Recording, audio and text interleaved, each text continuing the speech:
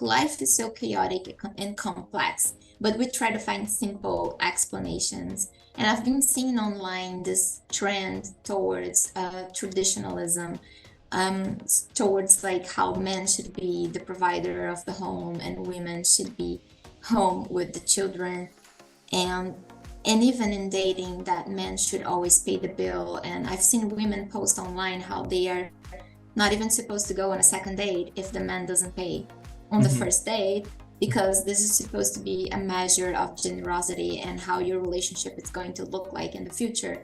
I personally believe there are other ways to measure generosity, but how do you see this, like traditional gender norms and rules? Are they making a comeback? How does that feel for you? Like, how does that resonate with you or not?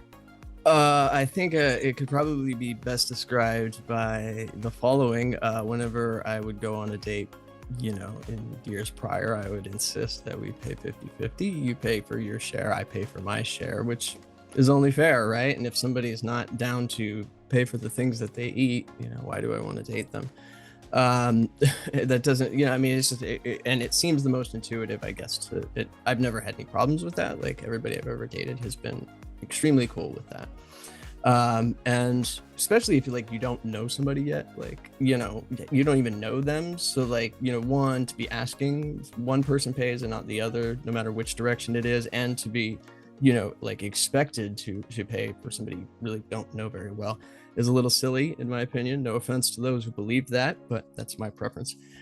Traditionalism I think it's on the rise on the internet, but I don't think people are actually living that way.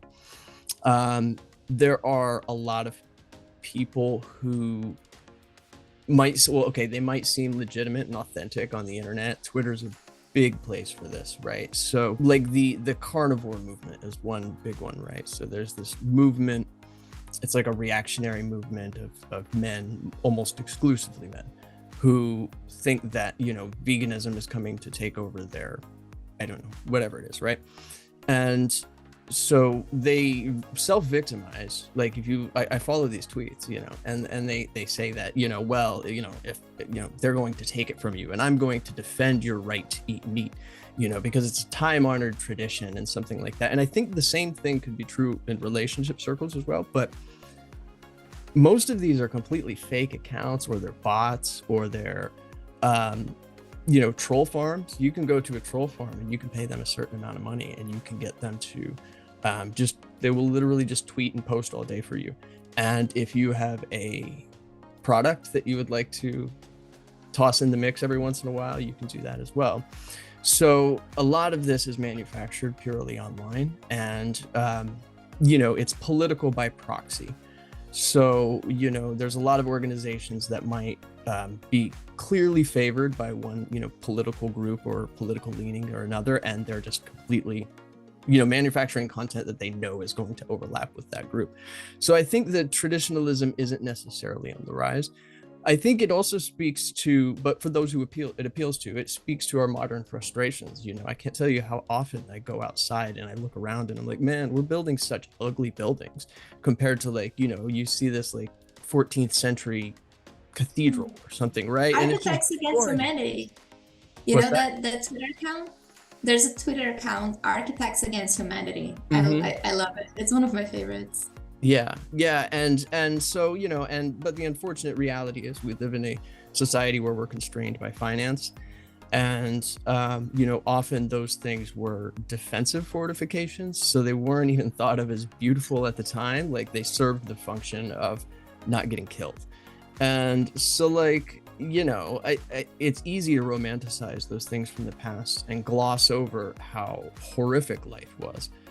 Whether it's skipping back, 80 years to before the sexual revolution happened, women were property and people had no idea how to have sex or enjoy sex, or compared to what they understand today, or whether you're skipping back centuries and you realize that it was much more violent and much more brutal, that necessitated those things. I think so. Yeah. I think it could be a little misleading.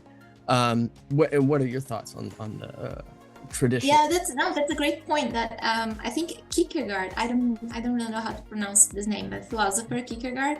He said that life can only be understood backwards, but it can only be lived forward. So we live forward, and then when we look back, we believe that we see how things make sense. But it's a lot easier to connect the dots when you look back.